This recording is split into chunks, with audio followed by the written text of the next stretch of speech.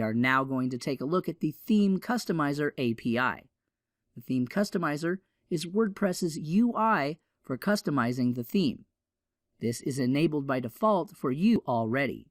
You can view this customizer by going into the admin dashboard and navigating to Appearance Customize.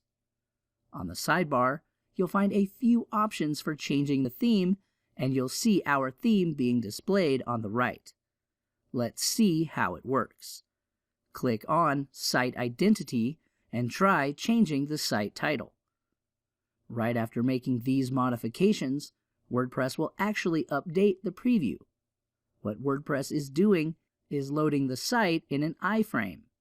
Every time a change happens, then WordPress will refresh the iframe with the modified data. Keep in mind that this doesn't take an official effect until you click Save. What makes this customizer even more powerful is that developers are provided an API to add our own options and settings. So here's what we're going to do. We're going to make one setting, and that setting will allow users to change the color of the theme. This is actually easier than it seems. Open up the Functions file and add an action hook. The action we want to hook into is called Customize_Register. This is the hook WordPress calls when it starts to set up the theme customizer. The function to call will be ju_customize_register. Create a file called theme-customizer.php inside the includes folder and define our function here. Lastly, include this file from the functions file. This hook will pass in one variable named wp_customize. This is an object with methods and properties for modifying the theme customizer. Let's use this object now by calling a method called add_setting. This method will create a single setting for the theme customizer. There are two parameters we need to set. The first parameter is the ID of this field.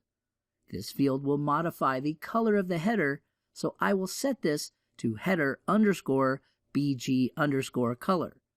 The second parameter is an array of additional settings we can set. There are only two settings we want to set. The first is the default value, which will be #4285F4. This is basically the default color of our original theme. The second setting we'll set is called Transport. The value will be Refresh. The Transport setting basically tells WordPress how we want to get the value inputted to display in the preview. By default, WordPress will use something called Refresh. It'll refresh the preview with new value. This will be fine for our purposes. We now have to create a section. This time, we'll be calling a method called add_section.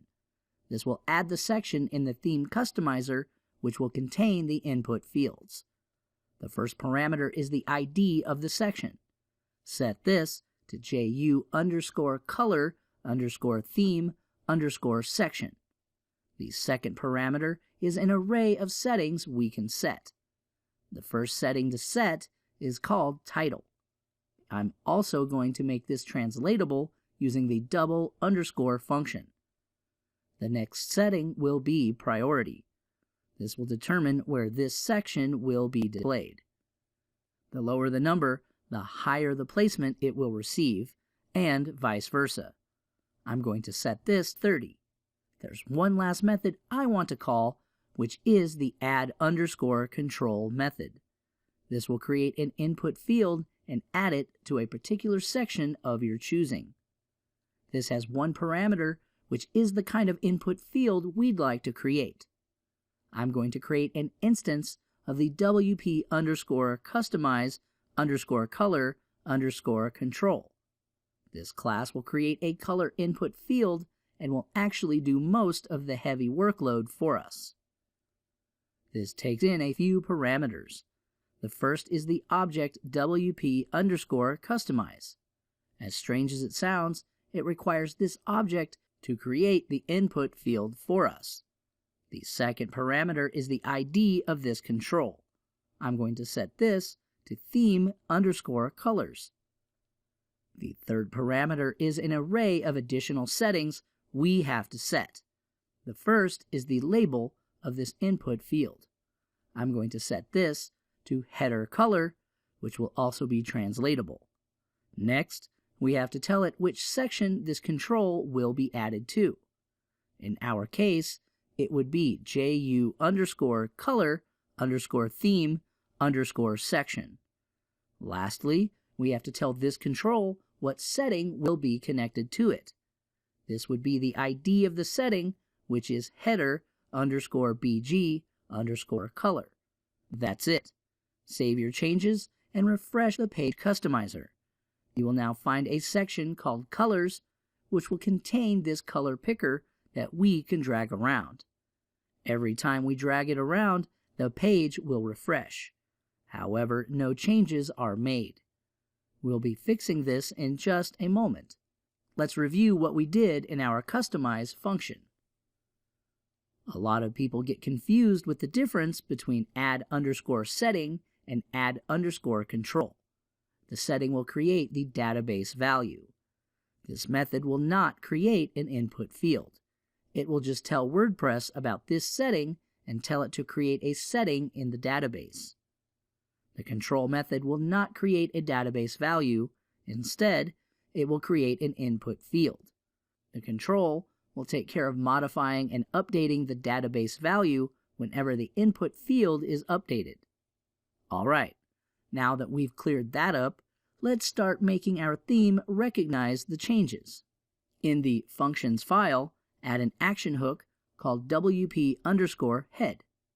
The function to call is JU_head.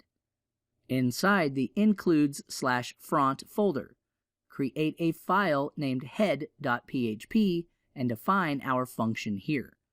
Make sure to include it from the functions file. This hook will allow us to echo out info into the head tags of our theme.